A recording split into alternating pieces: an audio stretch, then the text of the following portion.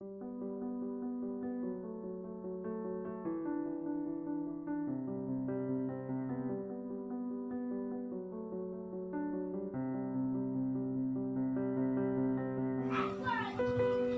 everyone! I hope that everybody is feeling great and despite the pandemic that we have experiencing right now. I made this video as the final output in our subject philosophical, historical, and legal foundations of education. But before I continue, I would like to give a brief introduction about myself. I am Mary Grace Rubin San Jose, 33 years old, a solo parent of 3 children, and currently residing at Sitio Balintang, Barangay Isugon, Quezon, Palawan. I graduated at Western Philippines University, Quezon Campus, Quezon, Palawan, year 2008, with the degree of Bachelor of Arts in Sociology. I took and earned 21 major units of education course at Palawan State University, Quezon Campus, Quezon, Palawan, year 2016 until 2017. Afterwards, I took and passed the licensure examination for teachers in that year also, September 2017. Currently, I am happily working as a Teacher 1 at Berong National High School, teaching Araling Panlipunan, at the same time taking up Master of Arts in Education, major in Social Science. That's all. I hope that I gave an informative details about myself. At this time, I will be sharing my self-reflections about the philosophical foundations of education. After the discussion of different philosophies, I learned 3 things. First, I learned that there are many educational philosophies that serve as the maps in teaching and learning processes such as essentialism, progressivism, pragmatism, existentialism, reconstructionism, and many more. Second, these philosophies help the teacher to understand the path of learning, which provide directions to reach the learning goals for students.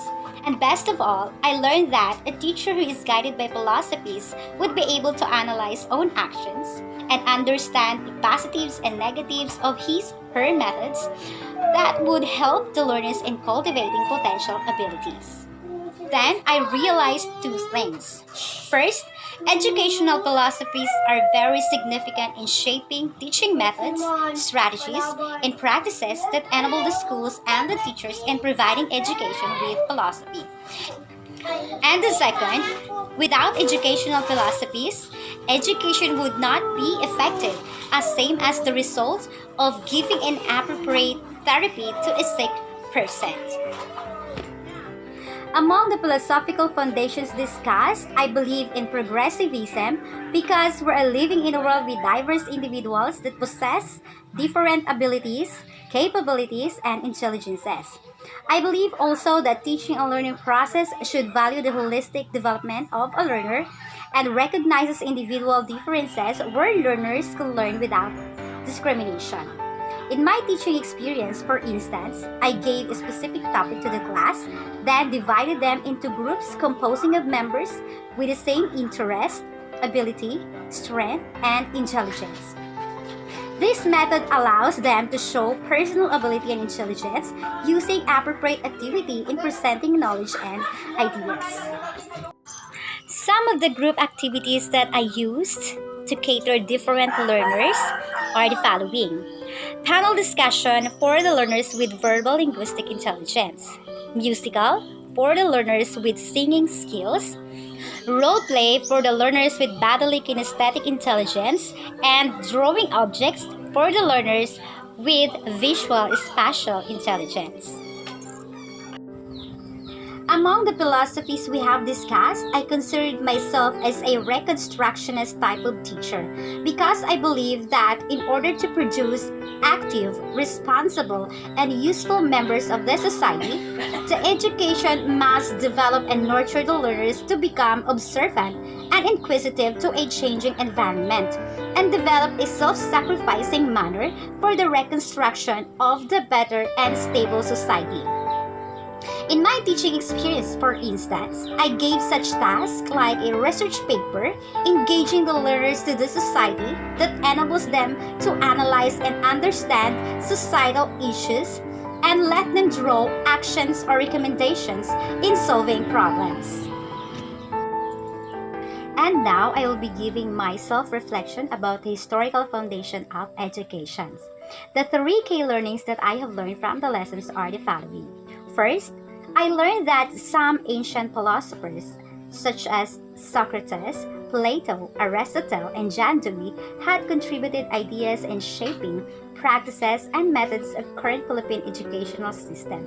For example, the Socratic dialectic method of Socrates, which is the use of series or sets of questions in developing learners' creative thinking and rational thinking skills. Additionally, the education must secure the fullest, harmonious, and all-around development of potentialities of the individual, according to Plato, which emphasizes the use of appropriate learning activities that could develop and nurture of one and every learner's potential. And lastly, the idea of Aristotle that family as the basic foundation of the society should provide the first educational experience of the individual. With this, education must recognize the role of the family members, parents, or guardians in training one's physical, mental, and behavioral abilities or skills in dealing with different situations and people within the society. And the two things that I'd realized are some of teaching methods in the current Philippine educational system are relevant to the philosophies and educational perspective of the ancient great philosophers. And then, current educational system had been developed and improved through a combination of ideas, methods, and principles of different famous educational thinkers and philosophers from different ages and periods. Among the educational philosophers discussed, I believe in Plato because in order for learner to gain learning, education must secure the development of learner's potentials first. That would help her to respond actively to the learning process. In my teaching experience, knowing learners' strengths and interests is helpful in designing appropriate learning activities and teaching methods that could develop and nurture their potentials. And among the Filipino educators discussed, I can relate well with the philosophy of Camilo Osias because learning is the process of acquiring knowledge and skills where a learner could gain physical, mental, and moral development while enjoying their freedom as individual and having fun at the same time. For that, I can say that education is everything. One of my teaching strategies is providing a learning environment that allows learners to practice freedom of thoughts, opinion, and self-expression to enjoy learning. That's all. And finally, I will be sharing this time my self-reflection about the legal foundations of education. The three key learnings that I have learned from the lessons are the following. First, I learned that the 1987 Constitution, Section 14, provides privileges allowing all Filipino citizens to exercise the rights to education. Some of its provisions are the following: the free basic education, elementary and secondary, academic freedom for higher education, scholarship to poor but deserving students, the highest budgetary allocation to education, and the implementation of sports activities throughout the country. Okay, second, the Batas Pambansa Bilang 232 requiring the establishment of public and private schools, and which the more schools we have in the community, the greater the number of children could get formal education. And the last, the Republic Act 10648. This is the law granting the scholarship for all secondary honor graduates in all Souths. Then, after knowing the legal foundations of education, I realized two things. First, I realized that these laws have great contributions in providing the rights, privileges, and opportunities to all Filipinos, including children and adults, to access education. And the second, we are all lucky for having these laws because our society will be filled with educated and productive individuals that would be helpful in building the better nation.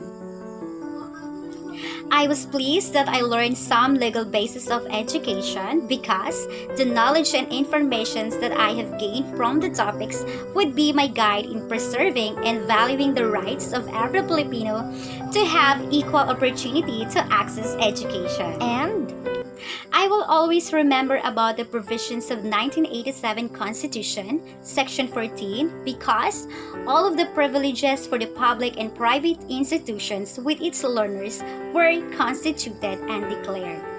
That's all for my video presentation, and I hope na nag-enjoy kayo while watching me. Thank you very much, and God bless us all.